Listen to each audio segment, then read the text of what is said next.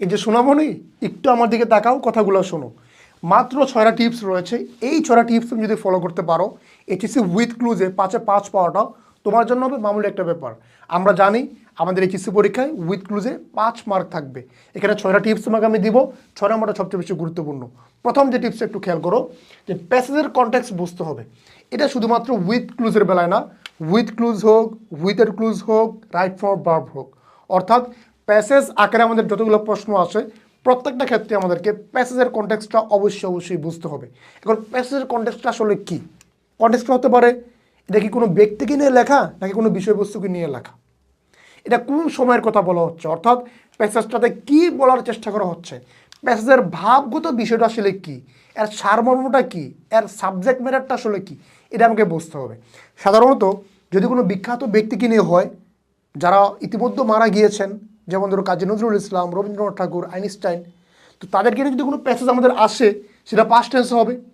আবার যদি কোনো বিষয়বস্তুকে নিয়ে হয়, বর্তমানের সমসাময়িক কোনো সমস্যা কোনো বিষয়বস্তুকে নিয়ে হয়, তাহলে সেটা হবে প্রেজেন্ট কন্টেক্সট। যেমন ধরো আমি যদি বলি লোডশেডিং নিয়ে সমস্যা, লোডশেডিং নিয়ে একটা প্যাসেজ আসলো, তাহলে সেটা কোন টেন্স হবে? প্রেজেন্ট টেন্স হবে। আর পরীক্ষার হলে গিয়ে প্রশ্নপত্র হাতে পাওয়ার পরপরই অ্যান্সার করতে যাব না। এই উইথ ক্লুজটা আগে কমপক্ষে 2 থেকে 3 বার তুমি শুধু প্যাসেজটা পড়বা। তোমার প্রথম কাজ হবে প্রশ্নটা পড়া, অ্যান্সার মিলতে যাও না। তো 2 বার প্যাসেজটা পড়ার পর তুমি বুঝে যাবা যে এর বিষয়বস্তুটা কী, তখন তোমার জন্য অ্যান্সার করাটা আরও বেশি সহজ হয়ে যাবে। এরপর খেয়াল করো 2 নম্বরে টেন্স মার্কার আছে কিনা খেয়াল করতে হবে। এই 2 নম্বর ব্যাপারটা নিয়ে আমি সামনে ডিটেলসে আলোচনা করব, এই জন্য এখন একটু স্কিপ করে গেলাম। 3 নম্বরে খেয়াল করো প্রভাব অথবা ফেমাস কোটেশনের সঠিক ব্যবহার করতে হবে। দেখো আমাদের প্যাসেজে অনেক সময় একটা প্রভাব দেওয়া থাকতে পারে, কোনো ব্যক্তির ফেমাস কোনো কোটেশন, বিখ্যাত কোনো উদ্ধৃতি দেওয়া থাকতে পারে, এরকম ক্ষেত্রে এগুলোকে চেঞ্জ করা যাবে না। ধরো অ্যাজ ফর এক্সাম্পল একটা লাইন আমাদের এমনও আছে যে united we stand, gap we fall. তো আমরা জানি যে প্রবাদ বাক্যটা হচ্ছে এরকম যে united we stand, divided we fall. এখন তুমি এটা জানো না। এখন এই বক্স তো আমাদের 12টা শব্দ দেওয়া থাকে, 2টা শব্দ এক্সট্রা দেওয়া থাকে প্রয়োজন হচ্ছে। এখন তুমি যদি এটা করো যে সেপারেট দাও, এখানে কি দিলা, ধরো সেপারেট দিলা, সেপারেট উই ফল। এখন বাংলা অর্থ মিলাতে গেলেও তোমারটা মোটামুটি সঠিক হয়, কিন্তু তুমি মার্কস পাবা না। কেন পাবো না? কারণ আমাদের যে প্রভাবটা ছিল সেখানে ওয়ার্ডটা ছিল ডিভাইডেড উই ফল। তো তুমি এখানে চেঞ্জ করে যদি সেপারেট দিয়ে দাও তাহলে আলটিমেটলি তুমি কোনো মার্কস পাবো না। কারণ সহজ কথা হচ্ছে প্রভাব এবং কোটেশন এগুলোকে চেঞ্জ করা যাবে না। সো পরীক্ষা যদি আমাদের এরকম কিছু চলেই আসে, সেক্ষেত্রে যদি তোমার আগে থেকে এটা মুখস্থ থাকে তাহলে মার্ক পাবা, যদি যারা না থাকে বা মুখস্থ না থাকে সেখানে আসলে তুমি মার্কসটা পাবা না। তবে আমি তোমাকে অ্যানসার করছি এরকম প্রশ্ন আসলে খুব কমই আসে, আর যদি আসো সেগুলো খুব কমন, যেগুলো এগুলোই আসবে, অনেক মানে পেঁচানো বা কঠিন এগুলো আসে না। এরপর দেখো গ্যাপের শব্দটা মিলতে না পারলে স্কিপ করো। হ্যাঁ ভাই স্কিপ করো, সমস্যা কোথায়? মানে তুমি ধরো সবগুলো করেছো, জি নাম্বার করেছো, জি নাম্বার পর্যন্ত করছো, এখন এইচ নাম্বারটা মিলাতে পারছো না, তো না পারলে স্কিপ করবা, সমস্যাটা কই? মানে এটা নিয়ে তোমাকে পরে থাকতে হবে কেন? তুমি বাকিগুলো করো, আলটিমেটলি শেষে দেখবো ওটা মিলে যাবে, সময় নষ্ট করা যাবে না পরীক্ষার হলে। 5 নম্বরে একটু দেখো যে গ্যাপের আগে পরে দেওয়া শব্দগুলোর সাথে বক্সে দেওয়া ক্লুগুলোর ভেতরে সম্পর্ক আছে কিনা দেখে নিবে। আমাদের গ্যাপের আগে পরে কিছু শব্দ থাকে, অনেক সময় আমাদের ফ্রেজাল ভার্ব, ইডিয়মস, হ্যাঁ গ্রুপ ভার্ব এগুলো আসে কিন্তু।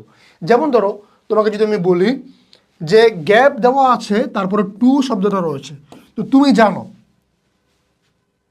তুমি বক্সের সবগুলো অপশন তুমি ইতিমধ্যে দেখে নিয়েছো, তো তুমি জানো যে এখানে বসবে হচ্ছে অ্যাকর্ডিং, কারণ এই অ্যাকর্ডিংয়ের পরে একমাত্র টু বসতে পারে এই কনটেক্সটে। তো এরকম এই জন্য তোমাকে বলছি যে আগে পরের শব্দগুলো এখানে কোনো ফ্রেজাল ভার্ব, ইডিয়মস এগুলো ইউজ হচ্ছে কিনা এটা বোঝার জন্য তোমাকে ওই বক্সের শব্দগুলোর সাথে গ্যাপের আগে পরের শব্দের কোনো সম্পর্ক আছে কিনা এরকম সেটা তোমাকে একটু জানতে হবে। এবং সবচেয়ে গুরুত্বপূর্ণ যেটা আজকের হট কেক, গ্রামারিক্যাল চেঞ্জ প্রয়োজন হলে তোমাকে করতে হবে। মানে ধরো অনেক সময় এরকম হবে শব্দগুলো যেভাবে বক্সে দেওয়া থাকবে হুবহু ওইটা তুমি বসাইতে পারবা না, তোমাকে একটু মডিফাই করতে হবে, গ্রামারিক্যাল চেঞ্জ আনতে হবে। সেখানে তোমাকে লেখাই থাকবে, প্রশ্নে ইনস্ট্রাকশন তোমাকে দেওয়াই থাকবে যে মেক গ্রামারিক্যাল চেঞ্জেস ইফ নেসেসারি, যদি প্রয়োজন হয় তাহলে গ্রামারিক্যাল চেঞ্জটা তুমি করো। এখন দেখো আমরা আসলে এখানে আজকের সবচেয়ে গুরুত্বপূর্ণ 2টা পয়েন্ট হচ্ছে এই টেন্স মার্কার আছে কিনা খেয়াল করতে হবে, এবং আরেকটা হচ্ছে 6 নম্বরটা গ্রামারিক্যাল চেঞ্জ প্রয়োজন হলে করতে হবে। এই 2টা বিষয় নিয়ে আমরা এখন একটু আলোচনা করব। দেখো টেন্স মার্কারটা এটা আসলে আমরা কীভাবে চিনব? 1 নম্বর কিছু শব্দ এখানে লেখা রয়েছে, দেখো usually, normally, regularly, always, occasionally, daily, generally, এই শব্দগুলো। যদি এই শব্দগুলো আমরা কোনো বাক্যে দেখি তখন আমরা সাধারণত ওই বাক্যটাকে প্রেজেন্ট ইনডেফিনিট টেন্সে রাখবো। কোন টেন্সে রাখবো? প্রেজেন্ট ইনডেফিনিট টেন্সে। তো এরা হচ্ছে প্রেজেন্ট ইনডেফিনিট টেন্সের টেন্স মার্কার। আবার দেখো right now, now, at the moment, এই যে শব্দগুলা, এগুলো যদি কোনো বাক্যের ভিতরে থাকে, কোনো সেন্টেন্সে থাকে, তাহলে সেটা হবে প্রেজেন্ট কন্টিনিউয়াস টেন্সে। কোন টেন্সে হবে? প্রেজেন্ট কন্টিনিউয়াস টেন্সে। এবার দেখো already, ever, lately, just, just now, এই শব্দগুলো যদি কোনো বাক্যে থাকে তাহলে ওই বাক্যটা হবে প্রেজেন্ট পারফেক্ট টেন্সে। এগুলো হচ্ছে কি? প্রেজেন্ট পারফেক্ট টেন্সের টেন্স মার্কার। এরপর দেখো ওয়ান্স, লাস্ট, এটসেট্রা, অতীত সূচক কোনো শব্দ যদি থাকে, অতীত সূচক কোনো শব্দ যদি থাকে, যেমন ধরো ইয়েস্টারডে, তো আমরা বুঝতে পারছি তাহলে সেই বাক্যটা কোন টেন্সে হবে? পাস্ট টেন্সে হবে। সাধারণত পাস্ট ইনডেফিনিট টেন্সে হয়, তবে আমরা ধরে নিব অবশ্যই পাস্ট টেন্সে হবে সেটা। এবার পাস্ট টেন্সে যে টেন্সে হোক না কেন, এগুলো হচ্ছে আমাদের টেন্স মার্কার। তো পিডিএফটা তোমাদেরকে আমি দিয়ে দিচ্ছি, যাদের প্রয়োজন তারা একটু কমেন্ট করো, তাদেরকে আমি কমেন্টে দিয়ে দিচ্ছি পিডিএফটা। ওকে, দেখো এবার আমরা চলে যাব আমাদের গ্রামাটিক্যাল চেঞ্জে। সাধারণত আমি তোমাদের প্রশ্নগুলোকে একটু বিশ্লেষণ করেছি, এইচএসসি পরীক্ষায় যেগুলো আসে এগুলোকে একটু বিশ্লেষণ করে আমি যেটা দেখেছি যে তোমাদের পরীক্ষায় এই নিয়মগুলো থেকে বেশি চেঞ্জটা করতে হয়। কি কি? প্রথমে আসে যে প্রেপোজিশন প্লাস নাউন অথবা ভার্ব। খেয়াল করো, যদি এরকম হয় যে এই প্রেপোজিশনের পর তুমি দেখো যে একটা শব্দ আছে, মানে ধরো গ্যাপটা প্রেপোজিশনের পরেই আছে, তো তোমাকে দুটো জিনিস খেয়াল রাখতে হবে যে প্রেপোজিশনের পর যখন আমি কোনো ভার্বকে বসাতে যাব, সেই ভার্বকে তার বেস ফর্মে রাখা যাবে না, তার সাথে আইনজি যুক্ত করতে হবে। যেমন ধরো এখানে ফেল দেওয়া আছে, যেমন he was insulted for fail in the exam, মানে বক্সে ফেল দেওয়া আছে। তো তুমি তো এখানে ফেল বসাতে পারবে না, এটাকে মডিফাই করতে হবে, চেঞ্জ করতে হবে, সো এখানে আইনজি যুক্ত করতে হবে। এখন কথা হচ্ছে এই প্রেপোজিশনের পরে ভার্ব আসলে এর সাথে আইনজিটা কেন যুক্ত করতে হয়, এর একটা চমৎকার ব্যাখ্যা রয়েছে।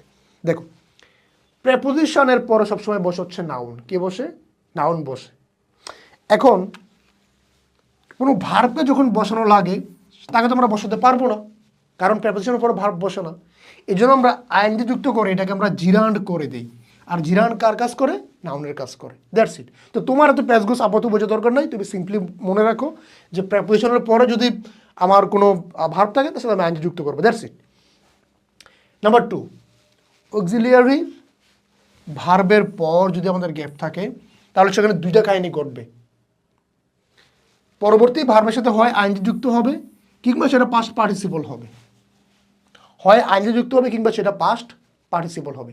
এখন আইনজি যখন যুক্ত হবে যখন আমাদের ওই টেন্সটা অ্যাক্টিভ ভয়েসে থাকবে, আর যখন প্যাসিভ ভয়েসে থাকবে তখন সেটা হয়ে যাবে পাস্ট পার্টিসিপল। এখন অ্যাক্টিভ ভয়েস বুঝবো কিনা, প্যাসিভ ভয়েস কীভাবে বুঝবো? খেয়াল করো, যে বাক্যে দেখবা কর্তা কাজটা নিজে করছে এবং সে বাক্যের প্রথমে উপস্থিত, তাহলে ধরে নেবে সেটা অ্যাক্টিভ। আর যেখানে তুমি দেখবা যে কাজটা কে করছে তুমি জানো না, কিংবা বাক্যের কর্তা বাক্যের শেষে, তখন সেটা হবে প্যাসিভ ভয়েস। তোমাকে একটা এক্সাম্পল দিয়ে আমি বুঝাচ্ছি, একটু সমস্যাটা বাড়ানো করে এটা বুঝতে দেখো। তাহলে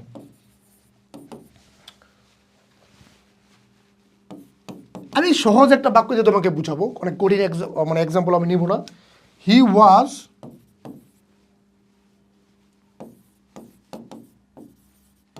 স্টিলিং দ্য পেন, সে কলমটা চুরি করছিল।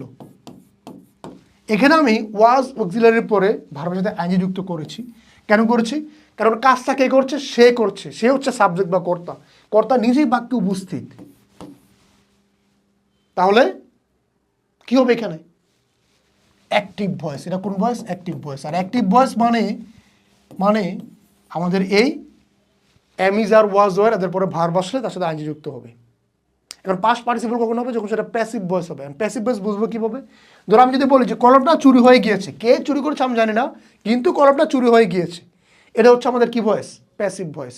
তাহলে দ্য পেন চুরি হয়েছিল, ধরো দ্য পেন ওয়াজ স্টিলিং হবে। এখানে স্টিল মানে তো চুরি করা, স্টিলিং হবে না। কলম নিজে তো আর কিছু চুরি করছিল না, বরং কলমটা চুরি হয়েছিল। কলম হচ্ছে এখানে বেসিক্যালি অবজেক্ট। তো অবজেক্ট যখন সাবজেক্টের জায়গায় থাকে তো আমরা জানি সেটা কোন ভয়েস? Passive voice. তাহলে এখানে হবে দ্য পেন ওয়াজ স্টোলেন। আচ্ছা, তো এরকম বেসিক গ্রামার বোঝার জন্য তোমরা আমাদের পেজের সাথে যুক্ত থাকবা। আস্তে আস্তে তোমাদেরকে আমি টেন্স, ভয়েস সবগুলো টপিকের উপরে ক্লাস দিয়ে যাব। তো এগুলো নিয়ে কোনো সমস্যা হবে না আশা করি। এরপর দেখো, subject third person singular number হলে ভার্বের শেষে অ্যাস বা ইয়েস যুক্ত হবে। Subject third person singular number হলে ভার্বের শেষে অ্যাস বা ইয়েস যুক্ত হবে। এটা শুধুমাত্র প্রেজেন্ট ইনডেফিনিট টেন্সের ক্ষেত্রে, যেমন হি গোজ টু স্কুল, তো নিশ্চয়ই হি ওয়েন্টস টু স্কুল হবে না, এটা স্বাভাবিক। আচ্ছা, ভার্বকে মডিফাই করলে অ্যাডভার্ব বসবে। ভার্বকে মডিফাই করলে কি বসবে? অ্যাডভার্ব বসবে। ধরো কোনো একটা বাক্য এরকম আছে, তুমি জানো যে তারা খুব তীব্রভাবে ভুগেছিল, তাহলে তুমি ধরো বাক্যটা এরকম আছে যে দে সাফার্ড, এরপরে গ্যাপ দেওয়া আছে, আর ওই বক্সের লেখা আছে সিভিয়ার। সিভিয়ার মানে তীব্র, তুমি জানো। এখন তুমি যদি এখানে সিভিয়ারটাকে লিখিয়ে দাও হুবহু ওইভাবে, তাহলে তোমার বাক্যটা ভুল হবে। কেন হবে? খেয়াল করো, তারা তীব্রভাবে ভুগেছিল।